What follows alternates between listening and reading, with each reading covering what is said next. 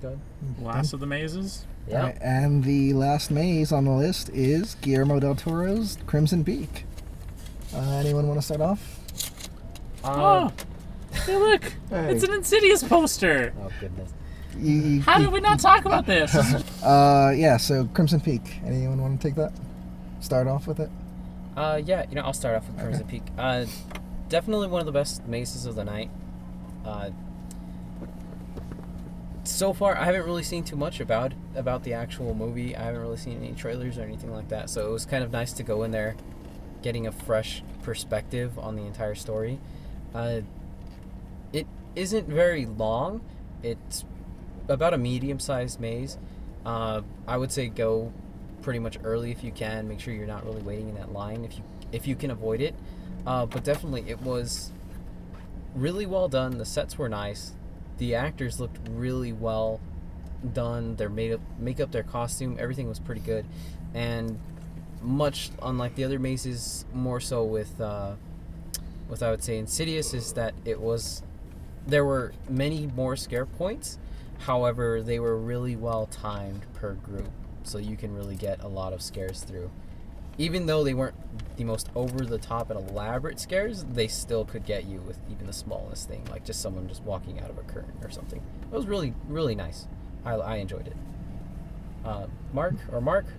Alright, yeah, it's probably one of my, on the top 2 of my best mazes. Number 1, visually. I really liked the costume design. The whole maze had like a creepy atmosphere to it. Jump scares, I didn't really get a lot, but I wasn't in the front, so I noticed all the jump scares that were happening. I mean, if I was, I would probably feel it a lot more. But like I said, it was really good in the sense that it's not about them scaring you, it's about the whole atmosphere of just feeling creepy.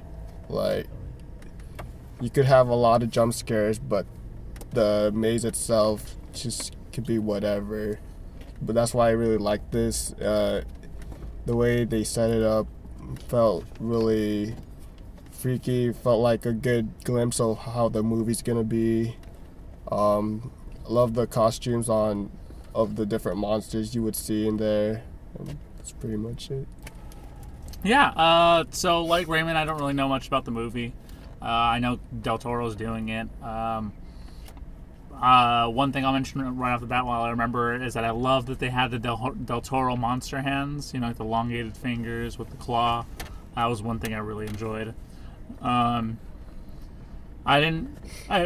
couldn't tell if there was much of a story. It just kind of felt like you were walking through the Crimson Peak, which I kind of liked, because a lot of mazes will have spoilers, like if you're going through a storyline.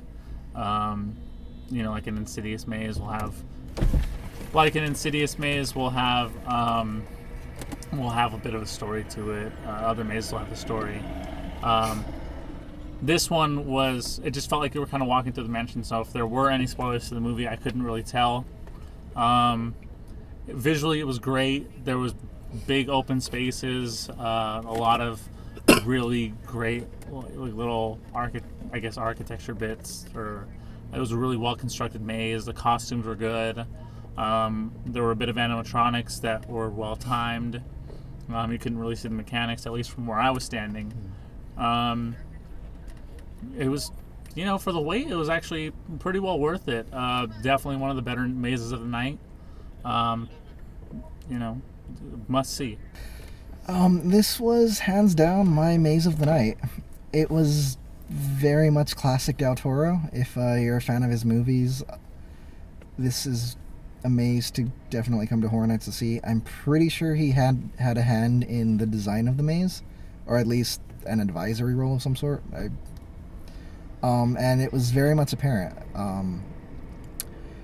The design, the set design was Del Toro-esque, I guess, the best way to describe it.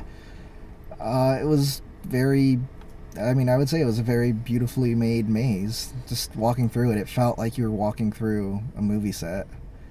As they've said, I can't really tell if there was much of a story, but I mean, the movie isn't out yet, so we haven't seen it.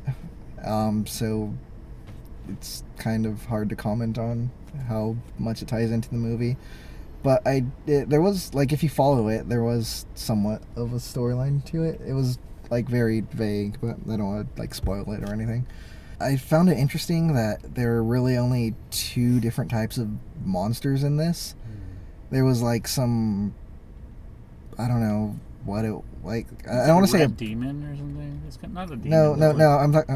It looked The like black cloaked? Yeah, the black cloaked. She looked a lot. I'm guessing it's a she.